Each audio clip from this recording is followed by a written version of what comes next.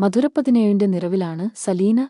കല്യാണം കഴിഞ്ഞിട്ട് ഏറെയായില്ല, രണ്ടാഴ്ച മാത്രം. പ്രിയതമൻ ഉടനെ പറന്നകന്നു.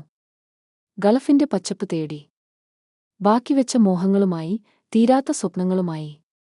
ഇവിടെ സലീനയുടെ മനസ്സ് ആടിയുലയുകയാണ്. ആളും തുഴയുമില്ലാത്ത തോണി പോലെ. മധുവിധുവിന്റെ വർണ്ണപ്പകിട്ട് തീരും മുമ്പാണ് പ്രിയതമൻ വിട്ടകന്നത്. വിടരുന്നതിന് മുമ്പേ താൽക്കാലികമെങ്കിലും ഒരു ഇതൾ കൊഴിഞ്ഞു വീണു.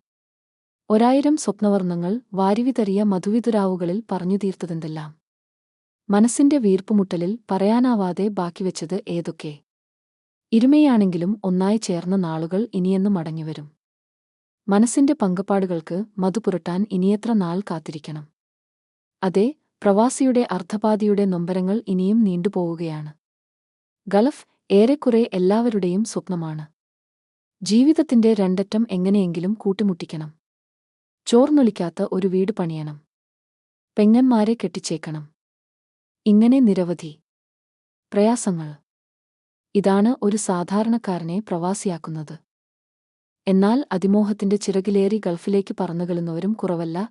രണ്ടായാലും ജീവിതത്തിന്റെ മർമ്മം മറക്കുന്നത് അപകടകരമാണ്. മണവാട്ടിയുമൊത്തുള്ള മധുവിധു തീർന്നില്ല, അപ്പോഴേക്ക് തന്നെ അകലുന്നത് എത്ര ക്രൂരമാണ്. പ്രാണപ്രേയസിയുടെ ഒറ്റപ്പെടലിന്റെ വേദനകൾ ആർ പരിഹരിക്കും. വിവാഹത്തിന്റെ ആദ്യ നാളുകളല്ലെന്ന് തന്നെയിരിക്കട്ടെ, എന്നാലും പ്രിയപത്നിയെ പിരിഞ്ഞിരിക്കാൻ ഏത് പ്രമാണമാണ് നമുക്കാധാരം? അതും വർഷങ്ങളോളം.